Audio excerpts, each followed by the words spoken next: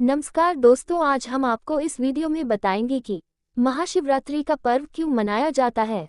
तो इसे जानने के लिए वीडियो को अंत तक बने रहें और चैनल पर नए हैं तो कृपया चैनल को सब्सक्राइब करें। आइए जानते हैं। 1. ईशान संहिता में बताया गया है कि फाल्गुन मास की कृष्ण चतुर्दशी की रात्रि में आदिदेव भगवान शिव करोड़ों सूर्यों के समान प्रभाव वाले शिवलिंग रूप में प्रकट हुए थे। फाल्गुन कृष्ण चतुर्दश्यामादिदेवो महानिशि शिवलिंगत्योद्भूत कोटिसूर्य संप्रभ। 2. ज्योतिष शास्त्र के मुताबिक फाल्गुन कृष्ण चतुर्दशी तिथि में चंद्रमा सूर्य के नजदीक होता है। उसी समय जीवनरूपी चंद्रमा का शिवरूपी सूर्य के साथ योग मिलन होता है। सूर्यदेव इस समय पुनर्तः उत्तरायण में आ चुके होते हैं तथा ऋतु परिवर्तन का ये समय अत्यंत शुभ कहा गया है। 3. माना जाता है कि सृष्टि की शुरुआत में इसी दिन आधी रात में भगवान शिव का निराकार से साकार रूप में ब्रह्म से रुद्र के रूप में अवतरण हुआ था। 4. प्रलय की बेला में इसी दिन प्रदोष के समय भगवान शिव तांडव करते हुए ब्रह्मांड को तीसरे नेत्र की ज्वाला से भस्म कर देते हैं, इसलिए इसे महाशिवरात्रि या जलरात्रि भी कहा गया है। 5. इस दिन भगवान शंकर की शादी भी हुई थी, इसलिए रात में शंकर की बारात निकाली जाती है। रात में पूजा कर फलाहार किया जाता है। अगले दिन सवेरे जौ, तिल, खीर और बेलपत्र का हवन करके व्रत समाप्त किया जाता है। महाशिवरात्रि की कथा। महाशिवरात्रि व्रत कथा के अनुसार चित्रभानु नामक एक शिकारी था। जानवरों की हत्या करके वह अपने परिवार को पालता था। वह एक साहूकार का कर्जदार था, लेकिन उसका ऋण समय पर न चुका सका। क्रोधित साहूकार ने शिकारी को शिवमठ में बंदी बना लिया। संयोग से उस दिन शिवरात्रि थी। शिकारी ध्यानमग्न होकर शिव संबंधी धार्मिक बातें सुनता रहा। चतुर्दशी को उसने शिवरात्रि व्रत की कथा भी सुनी। शाम होते ही साहूकार ने उसे अपने पास बुलाया और ऋण चुकाने के विषय में बात की। शिकारी अगले दिन सारा ऋण लौटा देने का वचन देकर बंधन से छूट गया। अपनी दिनचर्या की भांति वह जंगल में शिकार के लिए निकला, लेकिन दिन भर बंदी गृह में रहने के कारण भूख प्यास से व्याकुल था। शिकार खोजता हुआ वह बहुत दूर निकल गया। जब अंधकार हो गया तो उसने विचार किया कि रात जंगल में ही बितानी पड़ेगी। वह वन एक तालाब के किनारे एक बेल के पेड़ पर चढ़कर रात बीतने का इंतजार करने लगा। बिल्व वृक्ष के नीचे शिवलिंग था जो बिल्वपत्रों से ढका हुआ था। शिकारी को उसका पता न चला। पड़ाव बनाते समय उसने जो टहनियां तोड़ी वे संयोग से शिवलिंग पर गिरती चली गई।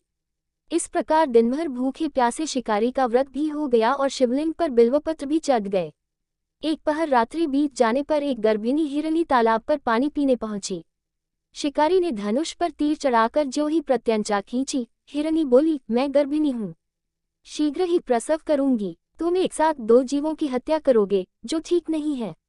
मैं बच्चे को जन्म देकर शीघ्र ही तुम्हारे समक्ष प्रस्तुत हो जाऊंगी, तब मार लेना। शिकारी ने प्रत्यंचा ढीली कर दी और हिरनी जंगली झाड़ियों में लुप्त हो गई। प्रत्यंचा चढ़ाने तथा ढीली करने के वक्त कुछ बिल्वपत्र अनायास ही टूटकर शिवलिंग पर गिर गए। इस प्रकार उससे अनजाने में ही प्रथम प्रहर का पूजन भी संपन्न हो गया। कुछ ही देर बाद एक और हिरनी उधर से निकली। शिकारी की प्रसन्नता का ठिकाना न रहा। समीप आने पर उसने धनुष पर बाण चढ़ाया। तब उसे देख हिरनी ने विनम्रतापूर्वक निवेदन किया, हे शिकारी, मैं थोड़ी देर पहले ऋतु से निवृत्त हुई हूँ, कामातुर विरहिणी हूँ, अपने प्रिय की खोज में भटक रही हूँ। मैं अपने पति से मिलकर शीघ्र ही तुम्हारे पास आ जाऊंगी। शिकारी ने उसे भी जाने दिया। 2 बार शिकार को खोकर उसका माथा ठनका। वह चिंता में पड़ गया। रात्रि का आखिरी पहर बीत रहा था। इस बार भी धनुष से लगकर कुछ बेलपत्र शिवलिंग पर जा गिरे तथा दूसरे प्रहर की पूजन भी संपन्न हो गई। तभी एक अन्य हिरनी अपने बच्चों के साथ उधर से निकली। शिकारी के लिए ये स्वर्णिम अवसर था। उसने धनुष पर तीर चढ़ाने में देर नहीं लगाई। वह तीर छोड़ने ही वाला था कि हिरनी बोली, हे शिकारी, मैं इन बच्चों को इनके पिता के हवाले करके लौटाऊंगी, इस समय मुझे मत मारो। शिकारी हंसा और बोला, सामने आए शिकार को छोड़ दूं, मैं ऐसा मूर्ख नहीं। इससे पहले मैं 2 बार अपना शिकार खो चुका हूँ। मेरे बच्चे भूख प्यास से व्यग्र हो रहे होंगे। उत्तर में हिरनी ने फिर कहा, जैसे तुम्हें अपने बच्चों की ममता सता रही है, ठीक वैसे ही मुझे भी। हे शिकारी, मेरा विश्वास करो, मैं इन्हें इनके पिता के पास छोड़कर तुरंत लौटने की प्रतिज्ञा करती हूँ। हिरनी का दुख भरा स्वर सुनकर शिकारी को उस पर दया आ गई। उसने उस मृगी को भी जाने दिया। शिकार के अभाव में तथा भूख प्यास से व्याकुल शिकारी अनजाने में ही बेल वृक्ष पर बैठा बेलपत्र तोड़ तोड़कर नीचे फेंकता जा रहा था। पौ फटने को हुई तो एक हष्ट-पुष्ट मृग उसी रास्ते पर आया। शिकारी ने सोच लिया कि इसका शिकार वह अवश्य करेगा।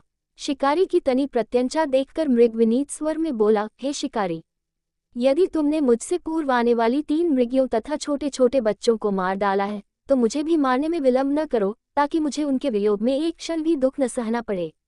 मैं उन हिरनियों का पति हूँ। यदि तुमने उन्हें जीवनदान दिया है तो मुझे भी कुछ क्षण का जीवन देने की कृपा करो। मैं उनसे मिलकर तुम्हारे समक्ष उपस्थित हो जाऊंगा। मृग की बात सुनते ही शिकारी के सामने पूरी रात का घटनाचक्र घूम गया। उसने सारी कथा मृग को सुना दी। तब मृग ने कहा, मेरी तीनों पत्नियां जिस प्रकार प्रतिज्ञाबद्ध होकर गई हैं, मेरी मृत्यु से अपने धर्म का पालन नहीं कर पाएंगी। अतः जैसे तुमने उन्हें विश्वासपात्र मानकर छोड़ा है, वैसे ही मुझे भी जाने दो। मैं उन सबके साथ तुम्हारे सामने शीघ्र ही उपस्थित होता हूँ। शिकारी ने उसे भी जाने दिया। इस प्रकार प्रातः हो आए। उपवास, रात्रि जागरण तथा शिवलिंग पर बेलपत्र चढ़ने से अनजाने में ही पर शिवरात्रि की पूजा पूर्ण हो गई। पर अनजाने में ही की हुई पूजन का परिणाम उसे तत्काल मिला। शिकारी का हिंसक हृदय निर्मल हो गया। उसमें भगवत शक्ति का वास हो गया। थोड़ी ही देर बाद वह मृग सपरिवार शिकारी के समक्ष उपस्थित हो गया, ताकि वह उनका शिकार कर सके। किंतु जंगली पशुओं की ऐसी सत्यता, सात्विकता एवं सामूहिक प्रेम भावना देखकर शिकारी को बड़ी ग्लानि हुई। उसने मृग परिवार को जीवनदान दे दिया। अनजाने में शिवरात्रि के व्रत का पालन करने पर शिकारी को मोक्ष और शिवलोक की प्राप्ति हुई। वीडियो अच्छा लगा तो कृपया वीडियो को लाइक, शेयर और चैनल पर नए हैं तो कृपया चैनल को सब्सक्राइब करें। धन्यवाद।